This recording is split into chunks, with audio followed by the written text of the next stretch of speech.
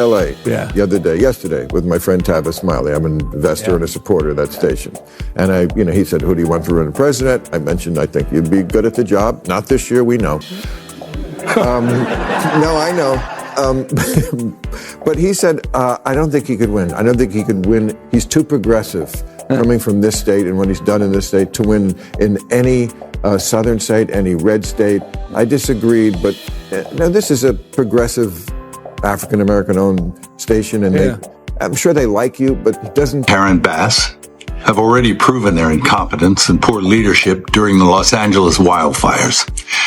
Now, as we experience rampant lawlessness and civil unrest, it's never been more clear they're unable to respond effectively and responsibly during calamity.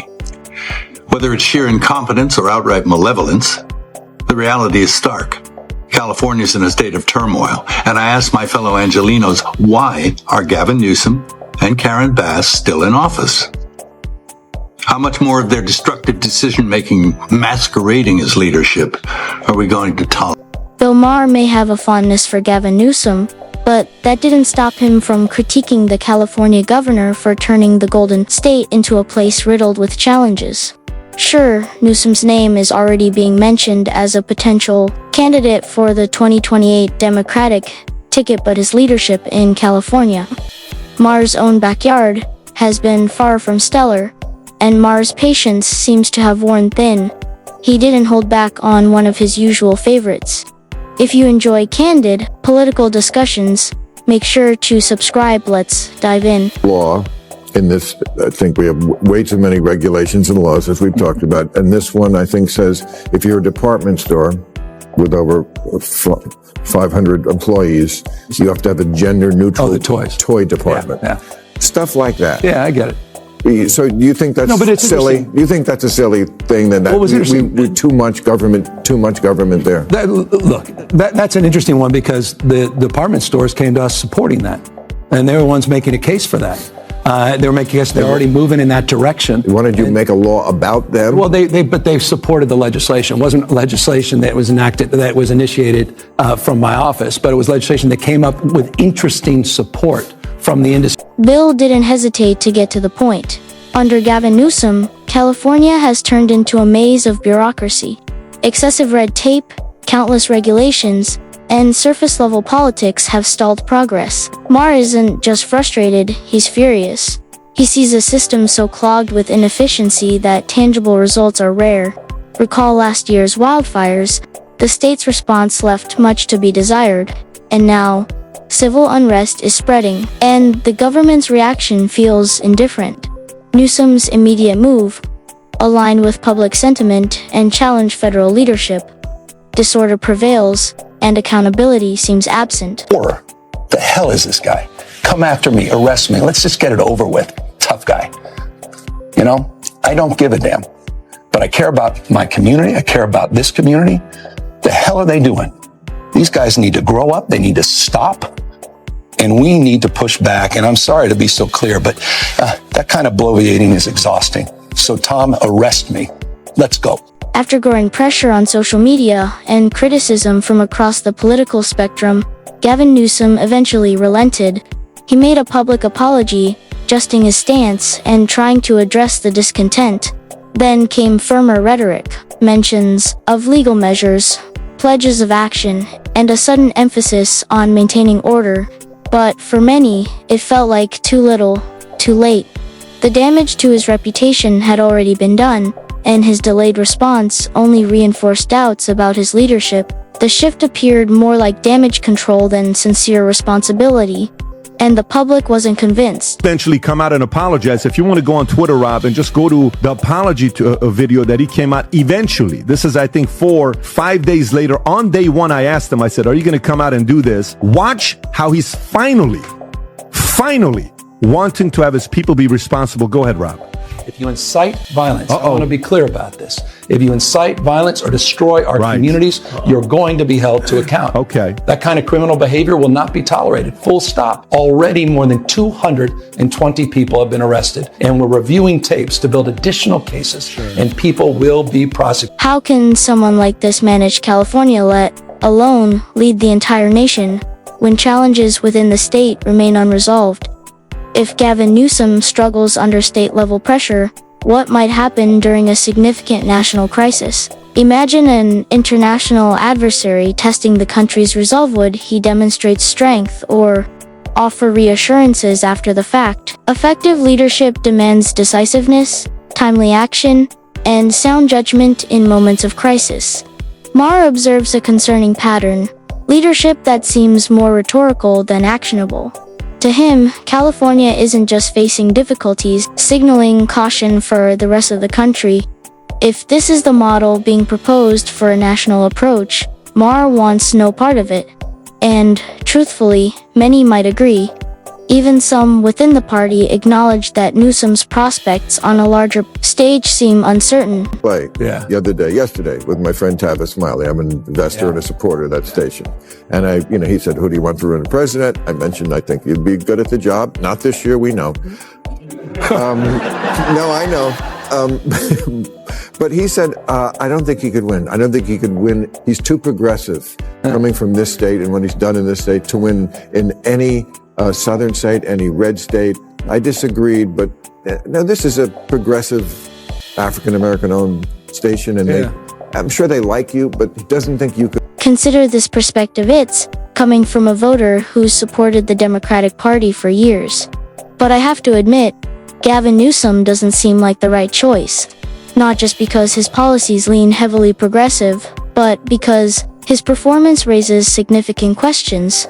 Honestly, it's hard to say which scenario would be more concerning, Newsom or another leader without a proven track record. While he may avoid overly convoluted statements, his record on critical issues like the economy, homelessness, and public safety remains troubling. This isn't what the country needs in a leader. America deserves someone with clear vision, actionable results, and a leadership style that resonates beyond appearances. If this represents the party's best candidate, it's a challenging road ahead. And this isn't an isolated sentiment. There's widespread discontent over Newsom's approach. Even notable public figures have expressed frustration about the state's direction. And Karen Bass have already proven their incompetence and poor leadership during the Los Angeles wildfires. Now, as we experience rampant lawlessness and civil unrest, it's never been more clear they're unable to respond effectively and responsibly during calamity. Whether it's sheer incompetence or outright malevolence, the reality is stark. California's in a state of turmoil, and I ask my fellow Angelenos, why are Gavin Newsom and Karen Bass still in office? How much more of their destructive decision-making masquerading as leadership are we going to? Gavin Newsom and Karen Bass have faced sharp criticism, and for good reason. Their tenure has been marked by rising challenges, leaving many Californians frustrated. Under their leadership, the state has struggled with high taxes, increasing crime rates, housing shortages, and persistent bureaucratic delays. This has driven numerous residents to seek better opportunities in other states with lower living costs and more effective governance. High-profile figures like Joe Rogan and Ben Shapiro have openly left California, citing economic concerns and governance issues. They're not alone. Families, entrepreneurs, and workers are following suit in large numbers. When a state once known for its promise becomes increasingly difficult to thrive in, it signals a major issue. If Newsom and Bass can't chart a better path forward, stepping aside might be the best option. This sentiment isn't limited to everyday citizens. Voices like Bill O'Reilly have also suggested that change in leadership is necessary. It doesn't seem to be an organic display of protest. That means that it doesn't have a constituency among regular people. The Los Angeles protesters were fueled by very militant far-left organizations that passed out masks and frozen water bottles and other forms of protection for the protesters. Same thing in New York. This is all organized by the far left, but the people aren't coming out. In fact, on Tuesday night at 9 o'clock in New York, everybody went home. In fact, I guess they were hungry. So this is kind of contrived And the media hoped it would explode into something more so that Trump would look bad, but that doesn't seem to have been the case. O'Reilly didn't name specific individuals, but it's hard not to think of Gavin Newsom. Reflect for a moment, who offered ambiguous support to protests during chaotic times, who avoided strong statements and instead opted for politically safe remarks. There are even reports suggesting that demonstrators received logistical support, such as supplies and protective gear. These raise important questions. Who's behind this? If left-leaning groups connected to Newsom are involved, it points to a deeper concern not just about appearances, but about trust. Leaders are expected to bring stability, not quietly fuel unrest. If there's more to this story, the public deserves transparency and accountability.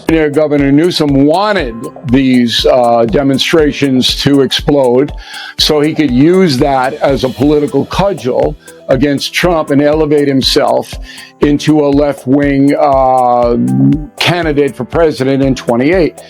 And let me back that up.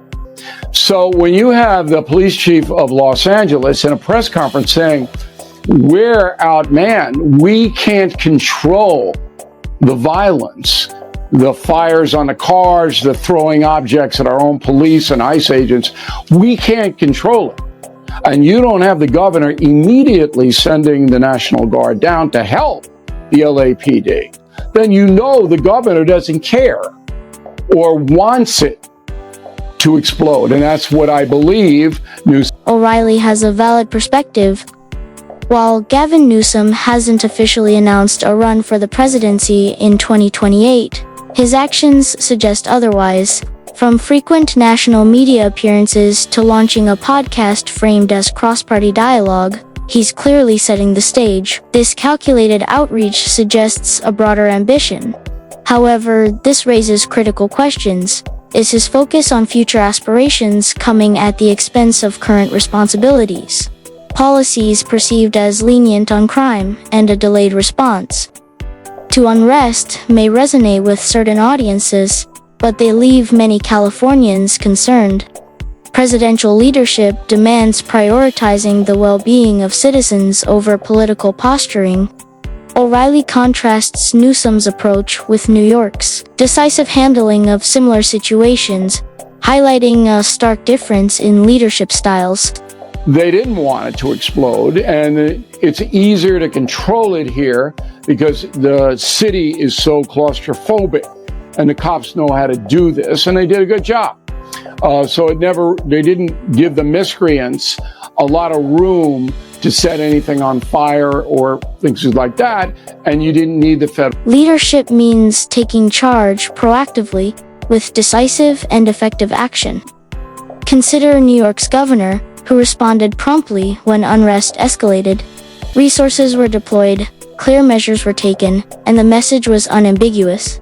Public safety comes first. There was no hesitation, pandering, or ambiguity, just leadership in action.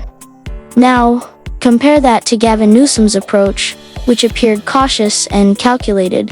When clarity and swift decisions are needed, delays can lead to real consequences, damaged businesses, shaking communities, and eroded public trust. This contrast underscores the difference between governing with purpose and being preoccupied with political optics. Or the notion we just have to continue to talk to ourselves, or we're in the same damn echo chamber. These guys are crushing us. The Democratic brand is toxic right now. We had a high water mark 2 weeks ago, and that was a CNN poll at 29% favorability. It's dropped in the NBC poll down to 27%.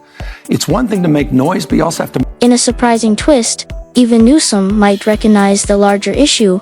The Democratic Party is grappling with internal challenges that have left some of its most loyal members disillusioned. For instance, former White House Press Secretary Karine Jean-Pierre recently parted ways with the party. While her reasons weren't fully detailed, her decision speaks volumes. Walking away from such a prominent position suggests deeper systemic issues. From growing internal divisions to an apparent disconnect with everyday Americans, the signs of strain are becoming evident. Newsom may still be holding on, but the broader message is clear. When insiders begin to leave, it's time to take notice. And with that, today's discussion wraps up. If you found this insightful, don't forget to like and subscribe for more direct commentary. See you next time.